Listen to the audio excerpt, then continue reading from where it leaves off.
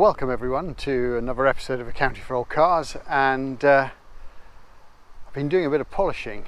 Well, actually not polishing, but running a bit of detail wax over the paintwork of Tess today, my 1967 Triumph Vitesse 2 Litre, and that can really only mean one thing, and it's showtime.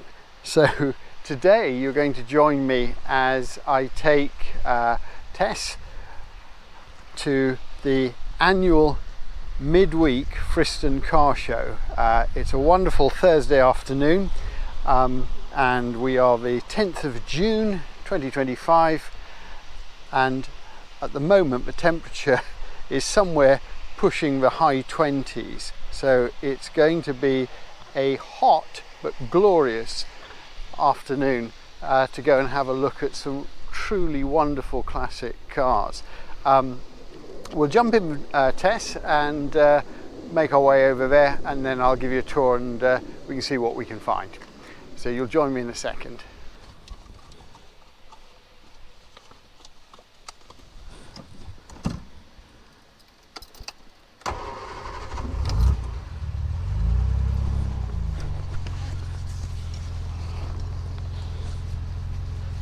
Quite literally a hot start today. So some of you who are regulars to this channel will know that Friston is probably my favourite car show of the year. Friston is a little village which is located on the east coast of Suffolk, between the seaside town of Aldeburgh and the little market town of Saxmundham, and I think it's always the second Thursday of July. The local church in the village of Friston fundraise by hosting this extraordinary little car show, and it's one of these events that never disappoints, because it has an extraordinary range of classic cars, a large proportion of which are pre-war, and quite often whenever I've been, you find that there are cars that you never see at other shows, and for that reason it's one of the shows that I most enjoy. Also being held on a weekday afternoon, traditionally for a lot of us who go, it's an excuse to bunk off work, and that's no exception for me today.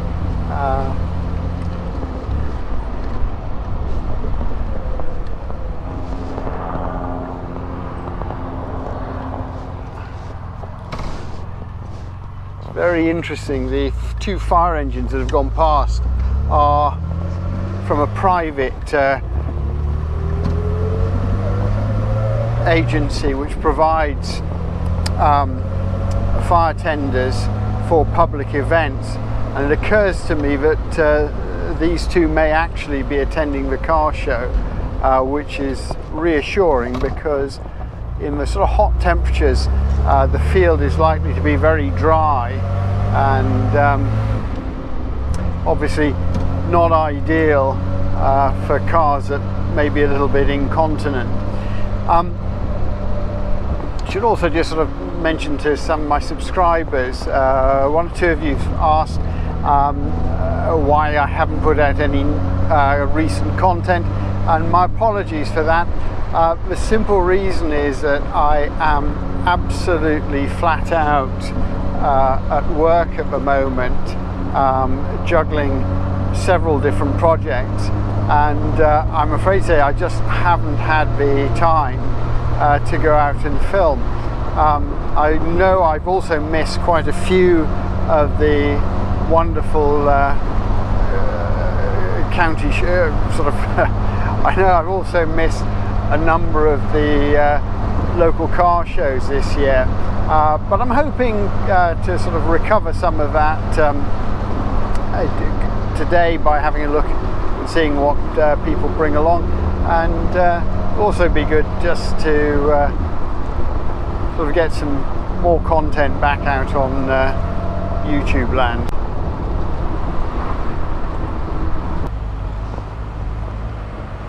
Oh my goodness, I'm not sure if you can see it, but the water bowser ahead of us is liberally dumping its contents on the road.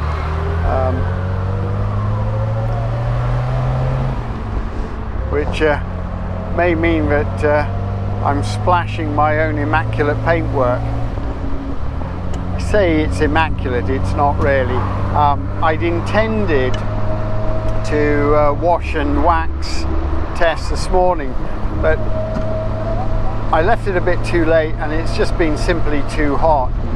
So what you saw in the film a minute ago is a little bit of pretense actually.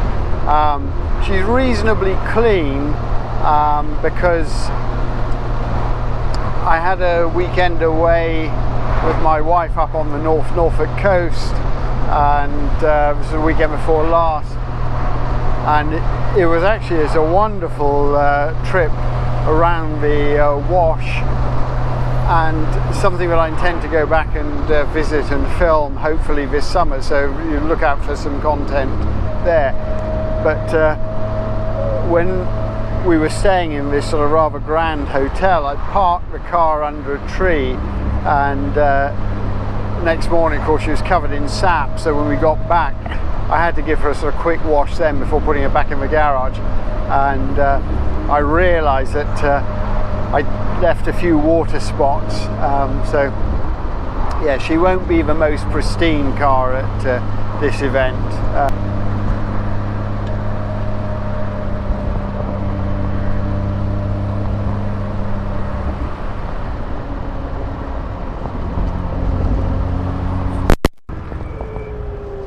I think we'll catch up with the fire engines shortly. They're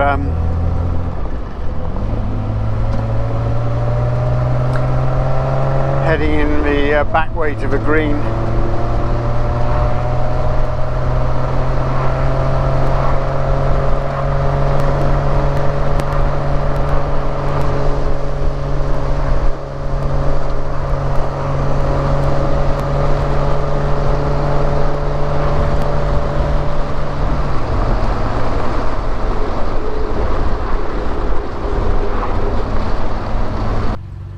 Lovely Saab in front of us.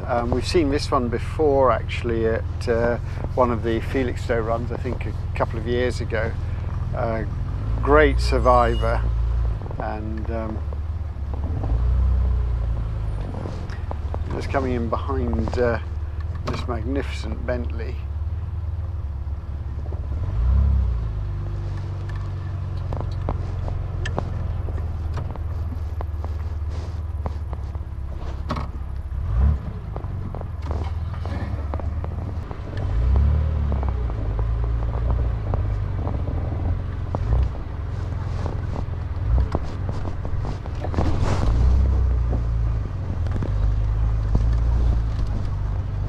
So we've just arrived at the Friston car show, and I have to say a sort of big thank you for Michael and Stuart for coming up and introducing themselves as subscribers to this channel, and really lovely to meet you guys and to hear how much you've enjoyed some of the films I've put together.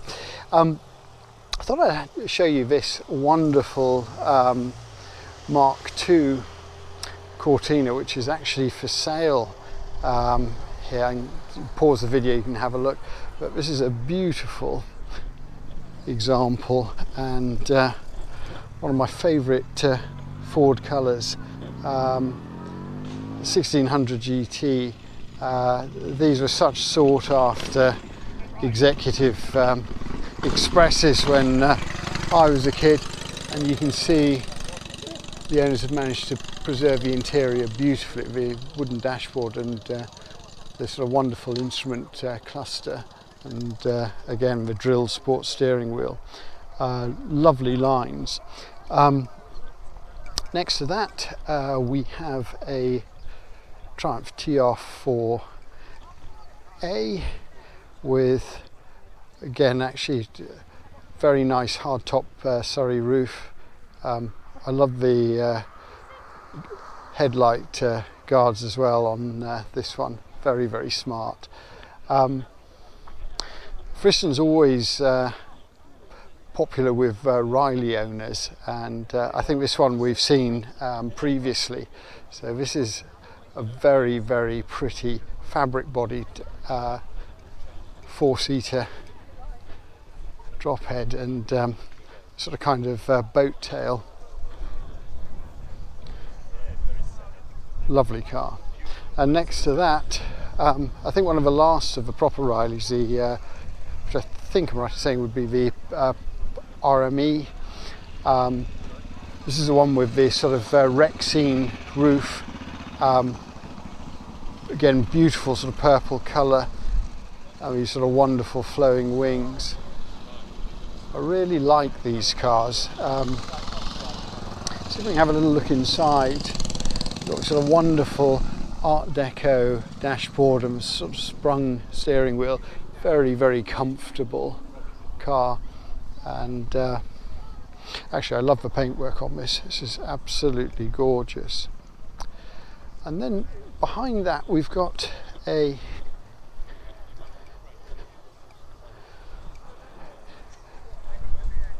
Jaguar 4.2 litre C. So I'm guessing this is the straight 6 coupe. Lovely colour scheme here. I'm not sure what shade of green this is, but it sort of feels like a sort of pampas green. Sure, someone will tell me in the comments, but wonderful pillarless coupe. And actually the interior on this looks beautifully original, and yeah, a wonderful walnut dashboard on this car. Come round and get a look at the business end. I think this is certainly one of the prettiest of the Jaguars. Really, really splendid. And next to that, something from an earlier era, this fantastic Volvo, beloved by rally drivers of the 1960s. And the sort of beetle back on this reminds me a little bit of the early standards. This is the 544, wonderful 2-door fastback. Don't think the wheels are original, but they absolutely look the business. And then just coming along the line here, another fantastic example of a pre-war Riley.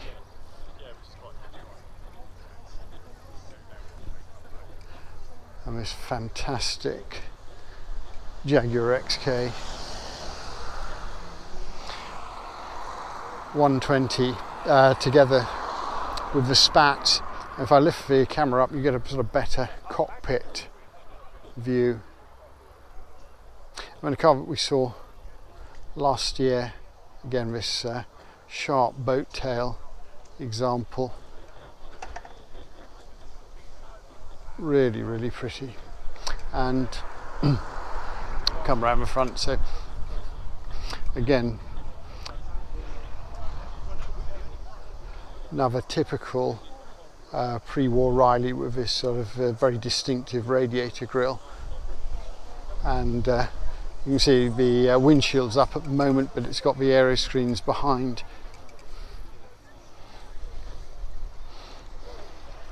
And this lovely open gear lever gate. Absolutely beautiful. An interesting car. This is a South African, I think South African built 105E Ford Anglia, which sort of has this kind of continental kit on the back with a spare wheel mounted outboard. Very, very 1950s, early 60s in terms of this sort of jukebox style fascia here. These are very pretty cars. Incongruently, this has a Litre on the bonnet, which clearly came from something a little bit bigger and faster. But I like the details of the white wall tyres on this one, and this is a car I often see around locally on the roads around Aldborough.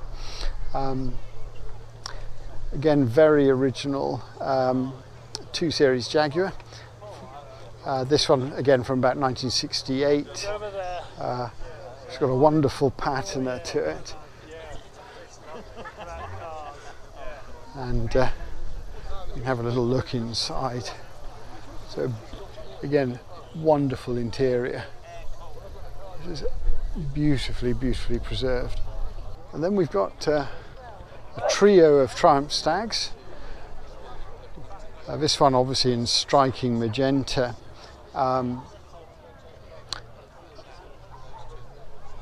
Again, you've got this sort of infamous T-bar, which was added to the original Michelotti design to create sort of more torsional rigidity in the frame, but became sort of quite iconic.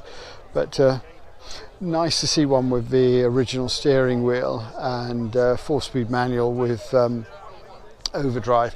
This is in lovely condition, and a very striking colour scheme for its time. Let's have a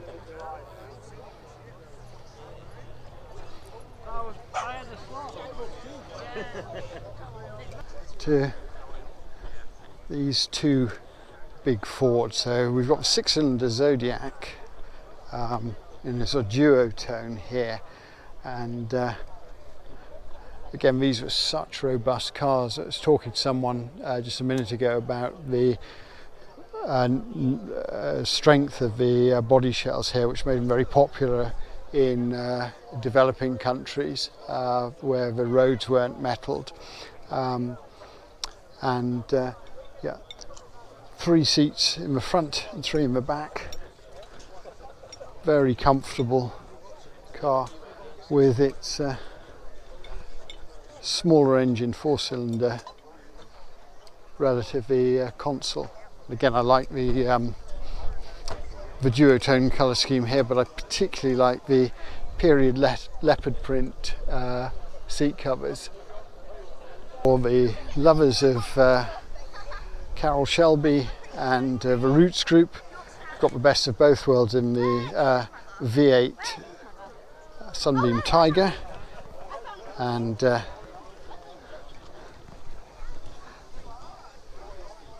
this is a beautiful example. Again, wonderful walnut dashboard, and then the sort of scattered instruments and period radio. This, I think, was the sort of last iteration really of the Alpine shell. So you've got the vestigial tail fins, which I think actually suit the car better than the early tall fins. But yeah, and this lovely Sunbeam crest. And then we have a Wolseley 690, so lovely smooth 6-cylinder engine,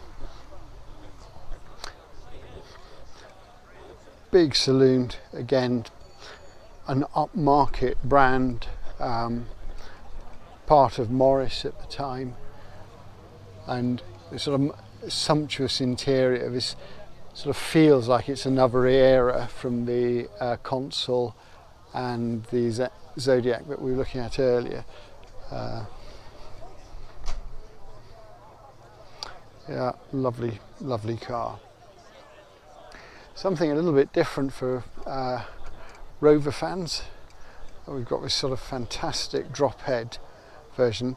It's a lovely shade of cream. I think it's cream rather than Old English white, but again, you might have more information on this. Very attractive and appealing car. I'm sort of looking at the the size of the steering column there and the sort of large bracing there, and what seems to be quite a chunky wheel. I'm guessing that's not original, and someone sort of created that. Just across from us we've got a Ford Thames van. We saw this as we drove in. Again, very rare to see these sort of surviving commercial vehicles, but they were once, just a common sight. Every little builder or plumber had at least either one of these or Morris Minor van. And beside that, this wonderful metallic Mark III 1600 Ford Cortina. Again, the Coke bottle stars. This one's wearing some aftermarket wheels and seats, but you have got the early slope away fascia and glove box there, and the boomerang steering wheel, which I always liked in these cars. You could tell that this was an XL because of the stainless steel or aluminium trim on the boot lid and the vinyl roof, which was de rigueur for the 1970s. Then we have something rather special here. It's a lovely little drop head, which I'm going to have to say I have to come to the front. So again, this is another pre-war Riley. Very smart and in its day fast sports cars. Next to little MG.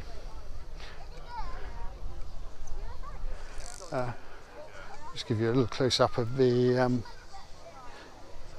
there. So her name is Grace, and she spent most of her life in the United States. Beautiful. Back to Triumphs, and the full mouth dollar grin of the TR3, and you can see just why these were such popular cars with the Americans, with these sort of wonderful cutaway doors, sort of very close to the ground, and the car sort of fits you almost like a shoe. You sort of slot down there. The seats have come from somewhere else, and I suspect these are a lot more comfortable and supportive than the originals, but they don't detract from this car. And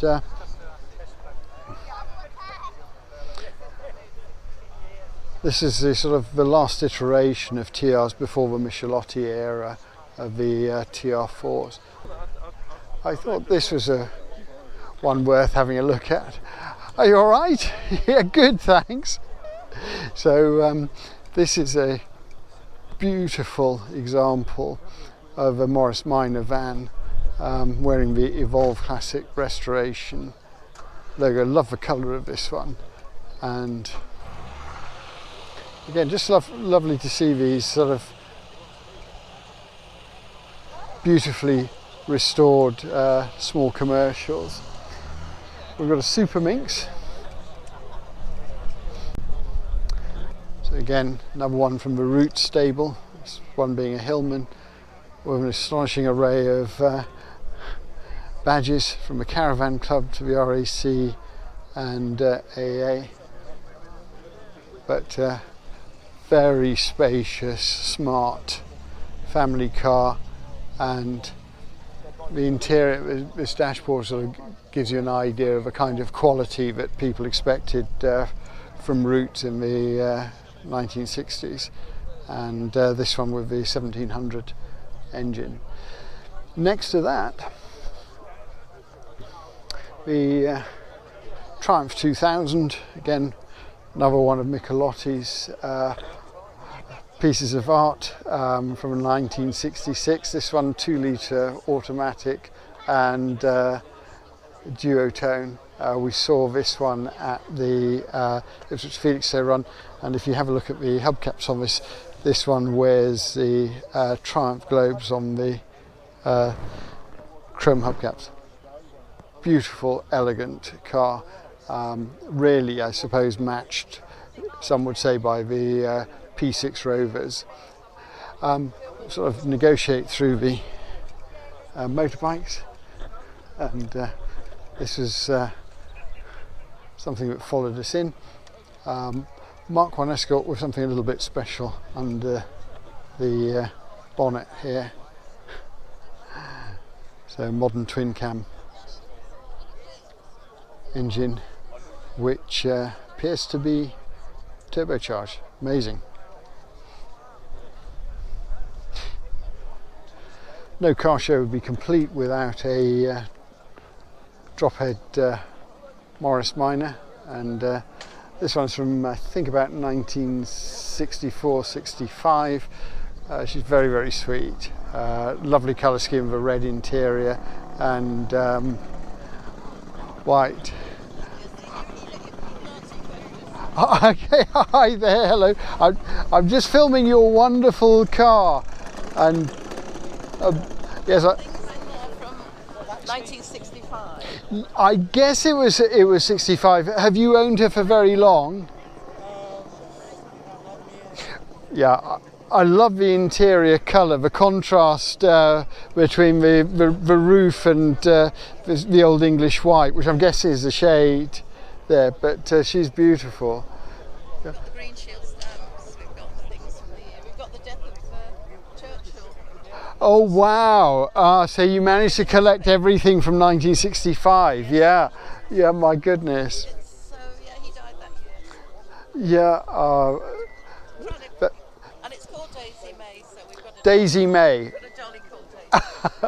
Yeah, I can see some of the things that you've got on the back shelf. So this, ladies and gentlemen, is Daisy May, and I love the BMC Motor Corporation sticker here, and there we go. There's a recreation of the first road tax disc. Lovely example. Another ubiquitous, I suppose one would have to say, model at this show is the E-Type Jaguar. This one, I'm guessing, is one of the latest series from about some 1971. Beautiful colour scheme here. Try and get a little glimpse into the cockpit of this. So yeah, this is the 4.2 litre, so distinct from the early series, slightly different rear headlights and interior switch gear. We've moved away from toggle switches to rocker switches for safety by this point. But a car beloved, the XKE, by Americans. But the one that's caught my eye is this beautiful AC, and this is very much the car that Carroll Shelby decided would make the perfect platform for his Ford V8 engine Cobras, and this is this is lovely.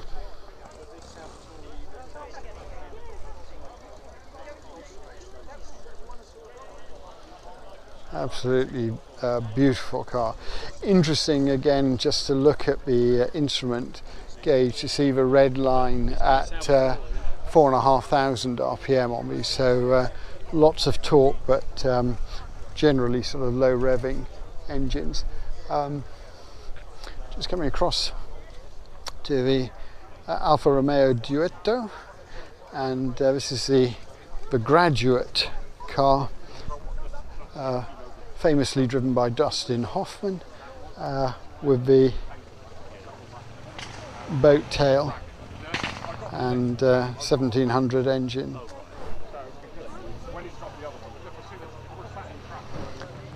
Lovely car.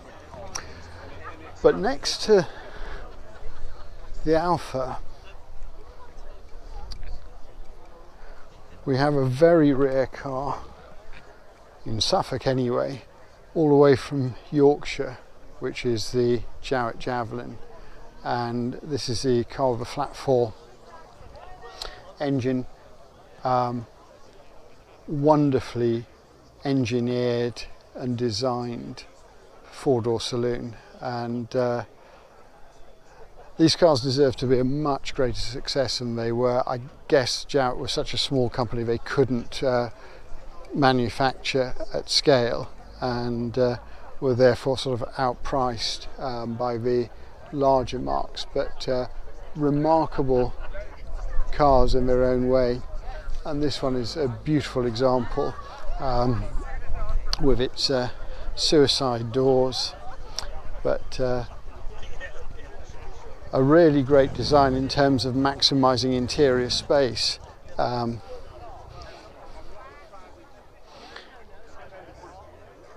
Yeah, stunning, lovely to see. Possibly one of the smartest Morris 1000 Travellers I've seen. This one resplendent with its new ash woodwork and this gorgeous maroon shade here. This one really does look factory fresh, and I have to say, having lived with one of these cars, they are wonderful and practical cars. This one has obviously been gone through new interior, upholstery, headlining, and then this immaculate engine bay with what must be the cleanest A-series engine I've ever seen. It's fantastic. I particularly like the detail on the battery with this one, and the period correct wiring. Lovely, lovely car. And hi Peter. And then we've got the P6, competitor to the Triumph 2000, which is the 2.2 litre. Again, this in, I never get the colour right on this one. I think this is a sort of tobacco leaf colour, but wonderfully engineered cars again for their era. Very much stealing, I think, from Citroën and the DS, with this idea of the inner skeleton and then bolt-on external panels. And I think that design has helped many of these cars to survive. But super smooth, very smart executive express. And then the Chevy Chevelle. This is the 327 V8, lots of go, beloved muscle cars of this era, which you don't see very many of in the UK. There's always a sort of suggestion that these things go very, very quickly in straight lines, but not so much around the corners of Suffolk roads. But I'm not sure, never having driven one, but this is really, really striking. You're in esteemed company. Yeah, where I go in. Yeah. So fabulous example. And then the Chevelle is bookended by another P6. This one being the Big Brother V8 3.5 litre, which I think for many people is the ultimate. But yeah, very, very smart.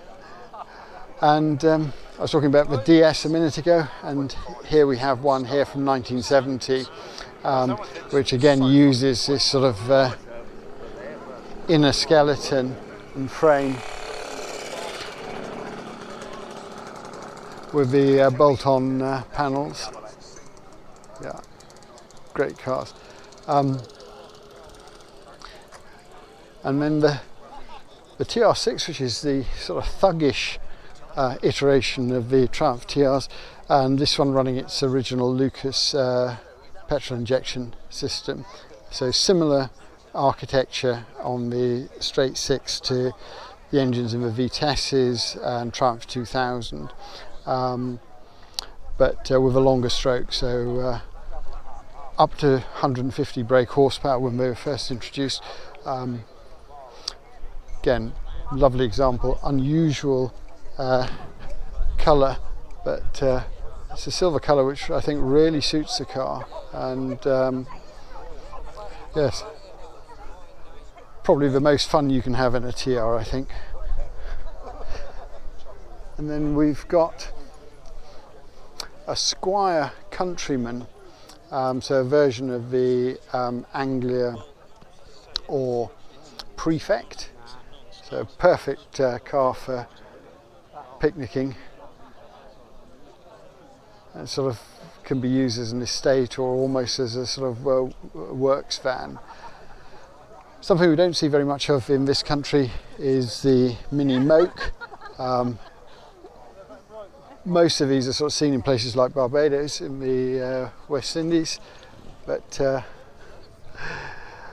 these were sort of developed for the military and proved not to be successful. My father had a couple of these when we lived in Jamaica, which were attached to the Jamaican Constabulary for use by their special branch team, and every so often he'd bring one of these back from the office home for us to sort of play in. But yeah, very fun cars. I'm not sure how practical they are in a wet climate, but absolutely ideal in the Caribbean. And then this is an extraordinary car which belongs to a friend of mine called Steve, and this is his Studebaker, and this is an amazing car. I'll just say hello to Steve now. Steve, good to see you. Are you all right? Yeah. So this is it? It's running and... Well, it played up coming here, but there's a few little fetters. Yeah, but... All the interior's been reached. Can I have a look? Are you all right if I film? Is that okay? Whatever you like. I'd love to do that. Can't drive it because I've got the keys. So that's all been retrimmed. Wow. That is absolutely beautiful. Headlining, carpets, Door cards? door cards, seats. Who did that for you? Catholic Church. Right. The storage boxes. Fantastic. And new headlining as well? Yeah, she's done all that. The door, the sun visors. There's a couple of bits left to do, which is the grab handles, the side cards on the front, which I've got at home. Yeah. So no. That is beautiful. 1947. So, pre-selector? No, that's because the original car wouldn't have had indicators. Ah, But it okay. was Oh, made- sorry. I'm just looking down. I can see it's fallen on the floor. It was a column change 3-speed. Right. Okay. It's now got a Ford 3-litre V6 engine in it instead Ah. of a straight 6 Studebaker engine. Fantastic. That fits in there beautifully, doesn't And it? a Mark 1 Capri gearbox. Right. The engine, so it's 4 Yeah. speed. The back axle is a 1964 Mustang axle, So robust, and you can cruise. Yeah. Yeah. so you don't need overdrive. Yeah. That is nice. I love the character of it. I'm going to keep the patina as it is. I I'm think- not changing any of that. No, that's My fault. I said to Nigel, who's the owner, he helped me do most of the work. I said he already had all the engine and gearbox. We had to recommission it all, clean it all up, do all the seals and the gaskets, timing chain. I said I want to do the interior new, yeah. upgrade the running gear as you've got it, and leave the rest of it. Yeah. It looks, to be honest, it just looks like it's sort of stepped out of the early 50s as a sort of cafe racer. You've got a workshop manual there. God, I wonder how rare that is. So this one is 48? 47, so one of the very first.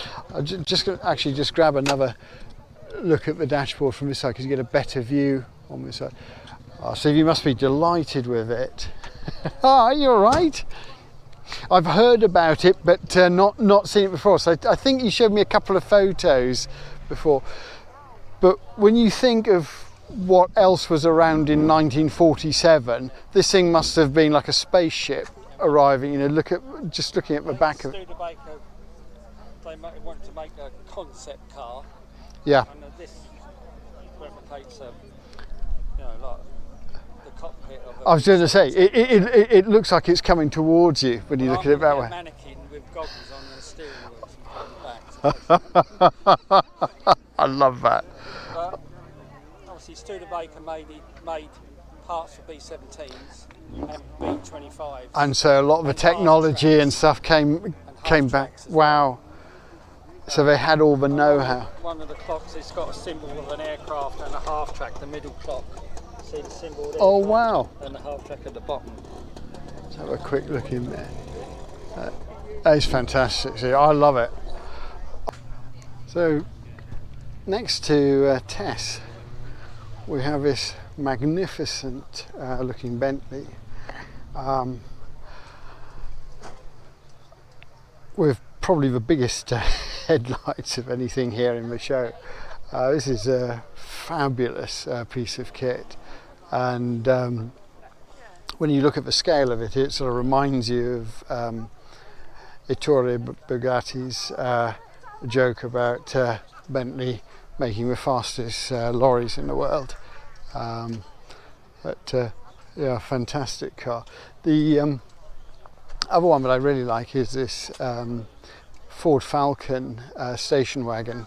It's hard to tell because the light is changing here, but this is a sort of wonderful duotone shade of green and cream, and always makes me think that it's a pity the world has moved to SUVs and moved away from station wagons when I see examples like this. Pair of fast Fords.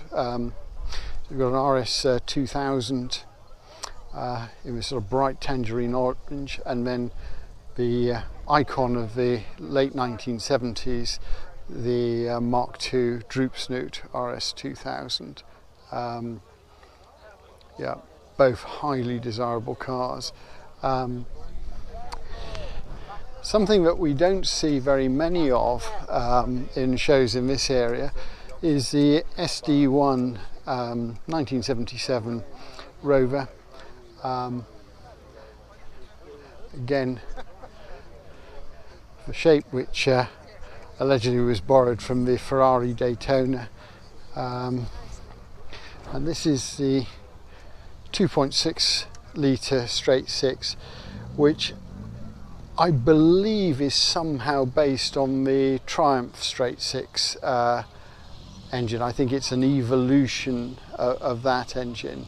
Not as well known as the 3.5 Buick derived V8s, but very, very sought after cars in their day. And again, this sort of instrument pod sitting on top of a dashboard, which can be swapped from left to right, depending on which part of the world you're exporting to.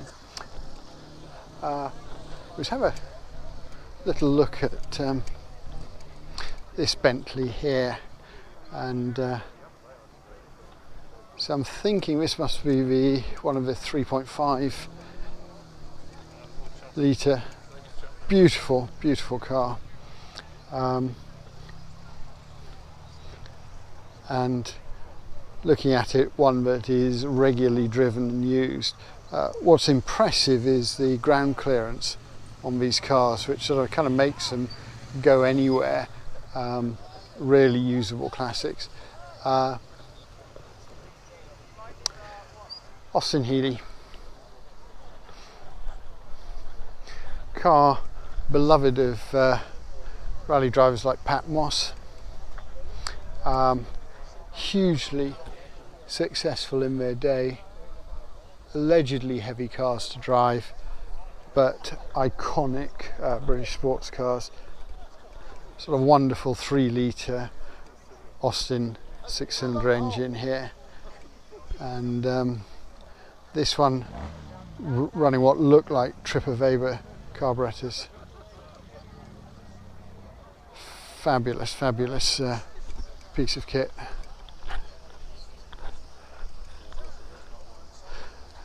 Rather stately Rolls-Royce from, I'm guessing, the early 1920s, probably mid-20s. This one has drum brakes all round. I'm just going to divert my attention for a minute as this rather splendid Alvis rolls out. Again, wonderful duotone paintwork on this car, and every bit as luxurious as Bentley. Bespoke coachwork, I think possibly by Park Ward. Again, I'm not sure about that, but yeah, magnificent car. Followed by an MGB, and back to Rolls-Royce. You've got this kind of tall, statuesque glass house here. Next to that, iconic early 1980s 300 SL Mercedes. For those of you who were big Dallas fans back in the day, this is the sort of thing that the Ewing family would drive, I think. But my eye is immediately taken by this Standard 10, which is in many ways the father of the Triumph Herald. And interestingly, that this car was a monocoque built by Standard, whereas the Herald, of course, reverted for economic reasons to having a separate chassis. But I'm saying that this is Standard 10. I think this is actually a Standard 8 looking at it, because you'll notice the boot doesn't open. So to get your parcels, you go in through the back seat. But it's interesting just looking at the Spartan nature of the car inside. A sort of gentleman's sporting saloon. This wonderful MG.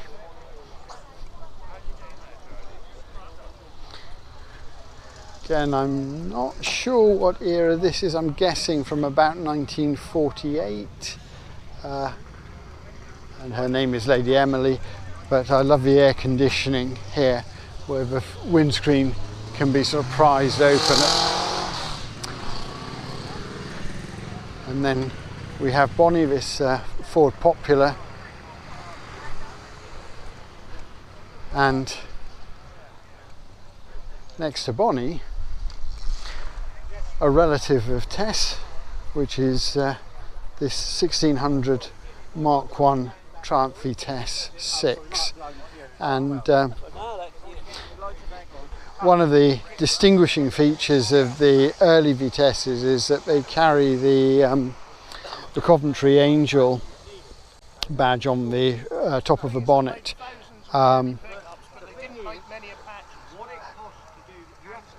But this is lovely. This is probably one of the later Vitesse 6s, the 1.6 litre engine. I noticed that, as I've done with my Mark II, they've converted the accelerator pedal to that of a Spitfire pedal, and this one has the additional instrument gauge, the rev counter in it. Yes, the colour scheme on this one is very similar to Bess, my Mark II. But I have to say, she's in great order. Lovely, lovely looking car.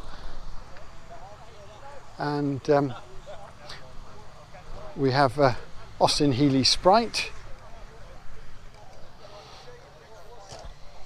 Great, fun little cars. And another immaculate Morris Minor convertible.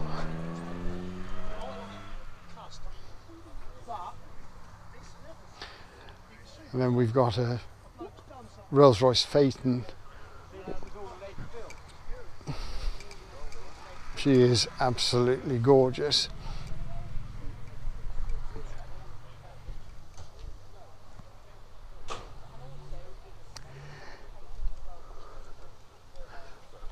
Just move across here to this fin-tailed Mercedes 220S. For me, these are really the ultimate Mercedes sedans, and absolutely bulletproof cars, loved by taxi drivers all over the world, but also executive expresses, supremely engineered cars. And yes, it's a quality that I don't think Mercedes have ever really exceeded. But you can see in here we have this sort of wonderful bench seat, and then the vertical speedometer. Great cars. And then a V8 Ford Pilot, complete with white wall tyres. Get a little look inside here. This enormous steering wheel and column change. Lovely little clock set into the dashboard. But yeah, a very, very fine example.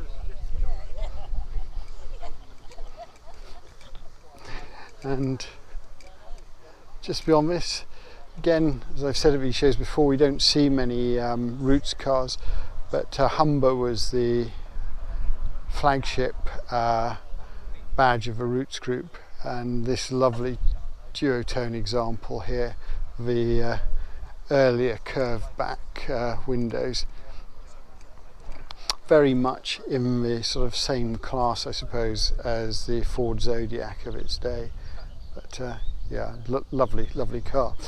And just beyond us, we've got another Triumph Stag. We've got this beautiful Sunbeam Rapier, drop head, and I think this is really the sort of Roots equivalent in some ways of the four-seater Vitesse convertibles, the sort of sporty version of their Audax range of cars, and this Rapier has this sort of wonderful dashboard, so great scattering of instruments, period radio, absolutely lovely, and very, very pretty. Interesting knockoff wire wheels with the white wall tyres on this. I'm not sure if they were optional in period or whether these have been brought in from something else, but they certainly suit the car.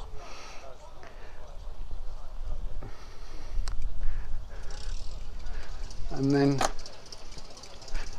we come down the line here, we've got a sort of plethora of Lagondas, which I'll just sort of bring you across so you can have a look. I think Friston, for some reason, assembles more Lagondas than any other show I've ever been to, and I feel slightly ashamed that I don't know more about these cars, but they are quite extraordinary in their own way. And of course I'm assuming we're talking about an era before David Brown and Aston Martin.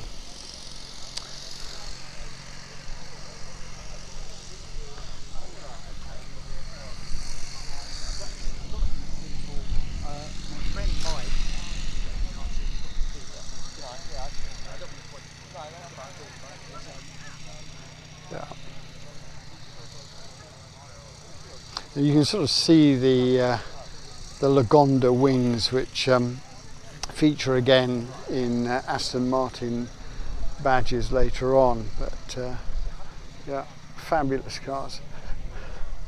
And then just across here, my friend Peter's 1360 Herald convertible, which we saw in one of my videos from a couple of years ago, which is absolutely fantastic. I hope you've enjoyed this trip out to Friston with me this afternoon in Tess. We've been so lucky with the weather here today. It's tropical, but humidity's been kind to us, and we've seen some wonderful vehicles. I actually have to turn the camera around just to show you this fantastic beast here. You know, very few sort of small village shows are going to turn up something as rare as a Cadillac alongside. I think it was something like 10 or 12 Lagondas, and yeah, lovely to see Peter's 1360 Herald, and also another Vitesse, the earlier 1600, to sort of keep Tess company. Anyway, I look forward to seeing you in my next video, so take care.